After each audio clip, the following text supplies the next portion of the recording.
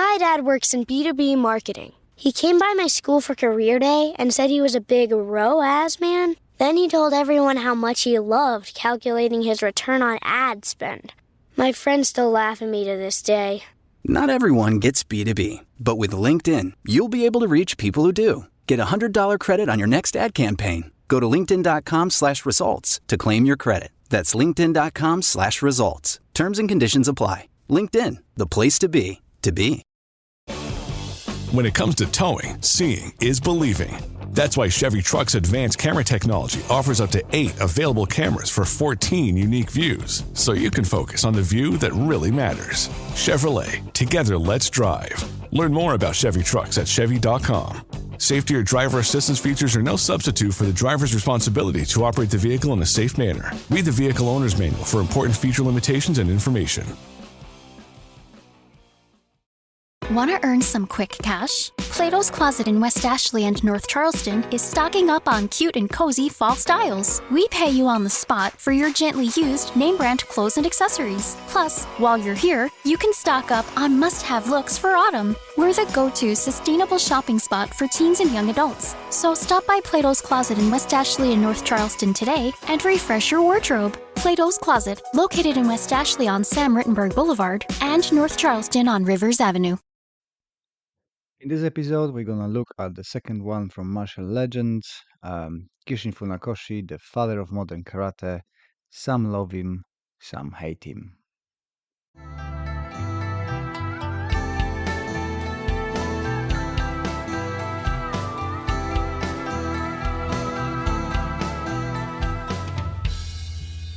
Hello, I'm your host, Les Bubka. Welcome to Anxious Black Belt, a podcast that focuses on karate, mental health, and everything in between. If you enjoy our content and would like to support us, best way to do that is to listen to another episode, share it with your friends, and leave us a review. All this stuff helps the mysterious algorithm to introduce our podcast to new audience. Thank you for joining me, and let's listen to the episode. Today's episode dedicated to a father of the modern karate, Gichin Funakoshi. Some people love him, some people hate him for his contribution to karate or deterioration of karate. But I think every karateka in the world heard Gichin Funakoshi's name, and personally, I don't agree with some of his changes, or maybe it is not his fault, but his son and followers. But we have to be honest and say that without changes that Funakoshi done, none of us would do karate. His instrumental changes helped to promote karate and spread it around the world like a wildfire. But let's crack on with a Funakoshi history. So the Gichin Funakoshi was born on November 10th, 1868 in Shuri, Okinawa, during a time of great change. There was a Meiji Restoration era.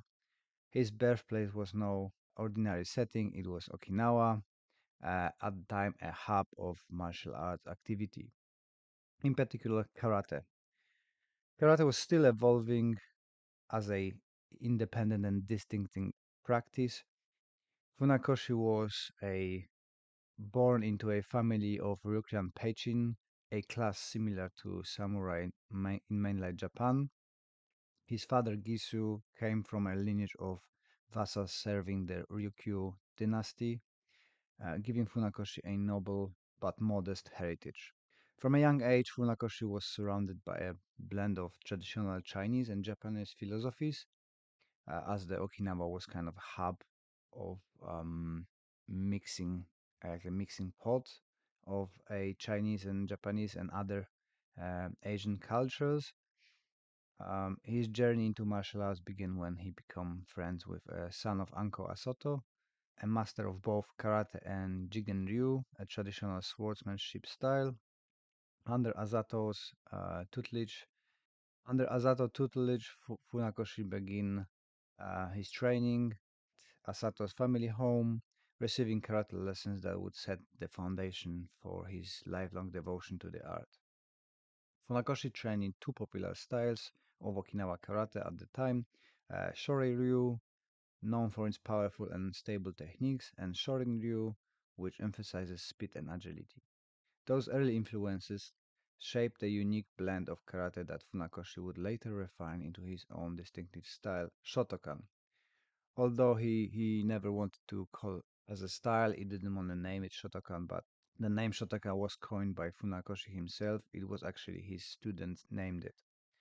Shoto was Funakoshi's pen name, meaning waving pines, a reference to his love of nature, poetry, and philosophy. And kan means house or hall, so Shotokan can be translated as the house of Shoto. Despite his deepening involvement in martial arts, Funakoshi's early life was not without the challenges.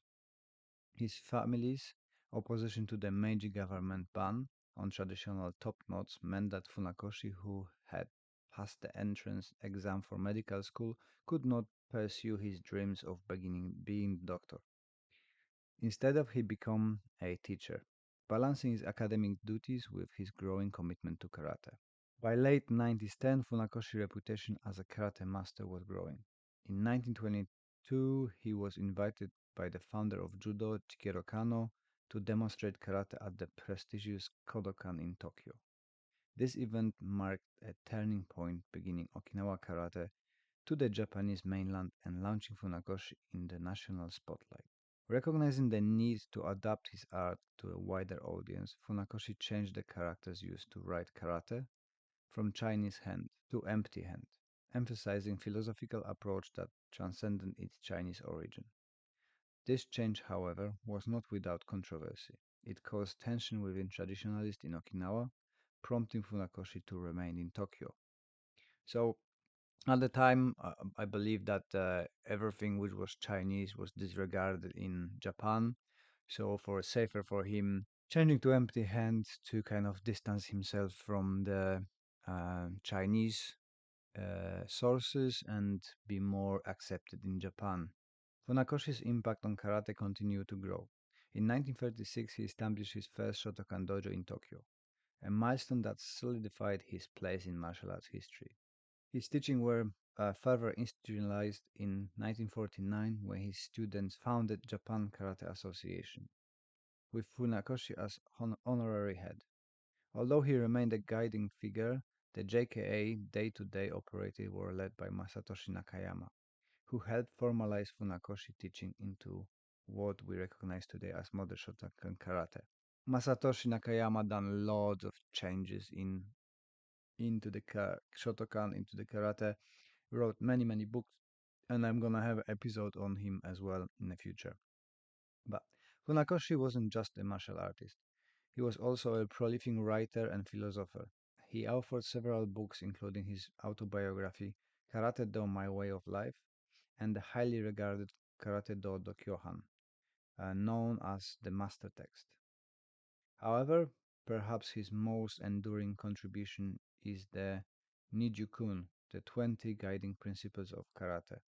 This philosophical document outlines the core values that all karate practitioners are encouraged to embody, emphasizing discipline, humility, and self improvement. Yeah, with the self improvement, humility, and emphasizing discipline, it's kind of a good wish on the martial arts. We can see that kind of all the most of the instructors, I kind of forgot about those ones, I think. One of the Funakoshi principles famously stated karate is not mere a sport but a way of life. This sentiment captures the essence of his teaching that karate is not just about physical prowess but about cultivating a better self. This philosophy has inspired countless practitioners worldwide, transcending generations and geographical boundaries. Today, Gichin Funakoshi's legacy lives on. For every Shotokan dojo, every kata performed, and every student who embraces the deeper meaning of the martial art. His influence on karate is immeasurable, and his teaching continue to guide martial artists in their quest not just for technical skills but for personal growth. So yeah, for me, Shotokan is very distinctive, very kind of removed from a close quarter combat, and been extended and pulled. I'm not sure how much is a Funakoshi's doing or Masatoshi Nakayama and Funakoshi's son, but it's kind of look at it as a striking art and going away from the roots of karate. There's some suggestions, and I think it's correct that because Funakoshi joined in the start teaching in Jigoro Kano's dojo, it would be inappropriate for him to teach throws when judoka are already doing it and people are interested in punching. So in that way, we kind of lost the art of grappling in Shotokan structures and focus on a very long and very explosive system and plus focus on sport. Again, it kind of eliminated that grappling because the rules are about striking, kicking, and a little bit of a sweeps. But I'm not a Shotokan specialist, so I don't want to go into this part of the karate because I have really no experience in it except a few competitions I've done and been outpointed. Like I said, huge credit to Funakoshi for promoting the karate, spreading it all over the world, spreading all over Japan, then over the world, and creating something huge as a marketing tool for other karate groups to emerge as well and find their space in the martial arts world. Well done for listening to all of it. You are a superhero. Thank you very much for your support. And if you could leave us that review on a podcast platform, that would be amazing. I appreciate your time, appreciate your support, and I wish you all the best until the next one. This podcast is part of the Sports Social Podcast Network.